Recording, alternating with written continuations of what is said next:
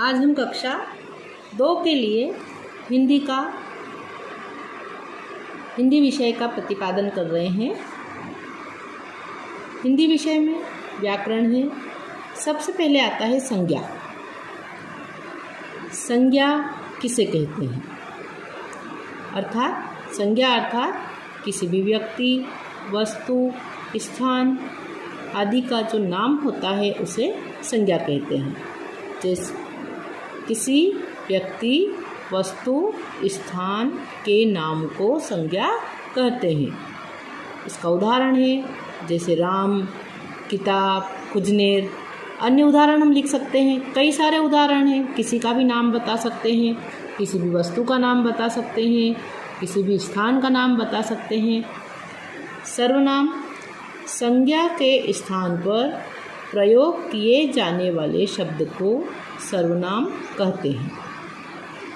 अब जैसे राम नहीं कह के हमने कहा वह या यह, ऐसे जो शब्द हैं, मैं, तुम, वह, हम, हमारा, तुम्हारा, ऐसे जो शब्द हैं वो सभी शब्द सर्वनाम के लिए उपयोग में लाए जाते हैं। वचन। वचन किसे कहते हैं? संज्ञा के जिस रूप से संख्या का बोध हो उसे वचन कहते हैं। संज्ञा के जिस रूप से संख्या का बोध हो उसे वचन कहते हैं। हिंदी में 2 प्रकार के वचन होते हैं, एक वचन और बहुवचन। एक वचन किसे कहते हैं? जैसे एक वस्तु है उसके लिए एक वचन, और बहुवचन एक से अधिक है तो वो कहलाएगा बहुवचन। जैसे पुस्तक, एक पुस्तक है तो हम पुस्तक कहेंगे, और अधिक है तो पुस्तकें। यदि एक से ज़्यादा है हम उनको पुस्तकें कहेंगे। जैसे कलम तो कलमें। इस प्रकार से संज्ञा का बोध होता है हमें संख्या के अनुसार। यदि संख्या एक से ज़्यादा है तो वहाँ पर हम बहुवचन का प्रयोग करेंगे। कोई भी वस्तु संख्या में एक है तो वहाँ पर हम एक वचन का प्रयोग करेंगे। अब देखिए उदाहरण इसके। लड़का, लड़के, कमरा, कमरे ज़्यादा है। पंखा ज़्यादा है तो पंखे, जूता ज़्यादा है तो जूते, पौधा, पौधे, पत्ती, पत्तियाँ, महिला, महिलाएं, कहानी, कहानियाँ। इस प्रकार के जो शब्द होते हैं वो बहुवचन के लिए प्रयोग में लाए जाते हैं। अब आपको यहाँ पर अपना परिचय देना है। अपना परिचय अर्थात अपना नाम, अपने पिता का नाम, माता का नाम, इस प्रकार से हम पूरा अपना परिचय देंगे। मेरा नाम, जो भी आपका नाम है वो यहाँ लिखना है आपको। मेरे पिताजी का नाम श्रीमान है।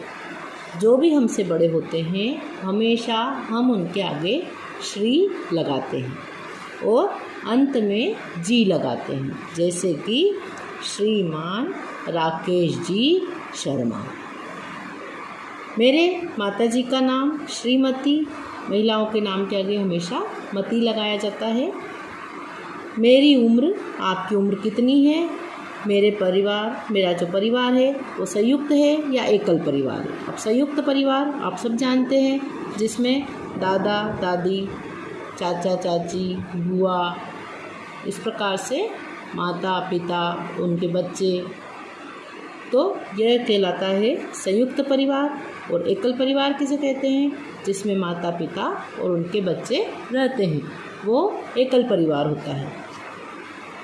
मैं कक्षा, आप जिस कक्षा में पढ़ते हैं, दूसरी कक्षा में आप पढ़ते हैं तो यहाँ पर आप दूसरी कक्षा लिखेंगे।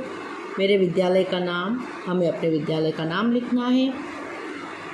अब हम आपको बताएंगे शरीर के अंगों के नाम। और हमारे शरीर में विभिन्न अंग हैं। उन अंगों के हम नाम सभी जानते हैं आप लोग। सबसे पहले सिर है, आँखें, नाक, गर्दन, हाथ, कंधे, सीना, पेट, कमर, घुटने, उंगलियां, पैर, पंजे, हथेली, कोहनी आदि ये हमारे शरीर के अंगों के नाम हुए। इस प्रकार से आप पक्षियों के नाम, फूलों के नाम, फलों के नाम, सब्जियों के नाम, हमारी जो हाउस होल्ड थिंग्स होती है, जो घर में उपयोगी वस्तुएं होती है, उन सभी के नाम भी आप याद कर सकते हैं। अब है विलोम शब्द। विलोम शब्द अर्थात किसी शब्द का उल्टा अर्थ देने वाला शब्द विलोम शब्द कहलाता है। जैसे रात, दिन, सीधा, उल्टा, अंदर, बाहर, ऊंचा, नीचा, आगे, पीछे, सही, गलत, आना जाना, उठना बैठना, जागना सोना, अच्छा बुरा। इस प्रकार से कई शब्द हो सकते हैं जिनको हम विलोम शब्द में उपयोग करते हैं। सुबह, शाम, रात, दिन, कई सारे शब्द होते हैं। मात्रा या स्वर, मात्राएं होती है। अ, आ, इसमें आ की मात्रा है। ई, छोटे ई की मात्रा है। बड़ी ई की मात्रा, छोटे ऊ की मात्रा, बड़े ऊ की मात्रा। री की मात्रा, ए की मात्रा, आई की मात्रा, ओ की मात्रा, औ की मात्रा, अम की मात्रा और अह की मात्रा। इस प्रकार से हम इन स्वरों के द्वारा मात्राओं का प्रयोग करते हैं। ओ की मात्रा वाले शब्द लिखिए, जैसे लोटा, खोटा, खरगोश, ओखली, ढोलक। अन्य कई सारे शब्द हो सकते हैं जिनको हम लिख सकते हैं। औ की मात्रा वाले शब्द पौधा, औरत, मौका, दौलत, कौआ। अन्य शब्द आप अपनी कॉपी में से या बुक में से अपने मन से आप लिखेंगे। समान ध्वनि वाले शब्द, अब समान ध्वनि वाले शब्द कैसे होते हैं? जैसे कि जिसके अंत में जो हम बोल रहे हैं वही ध्वनि आना चाहिए। जैसे पानी, तो पानी का रानी, वाणी, मिलना जुलना, पीना, वीणा, गाना वाना, कहना रहना, लिखा दिखा, साथ हाथ, अपना सपना, काला पीला, विमला शिमला।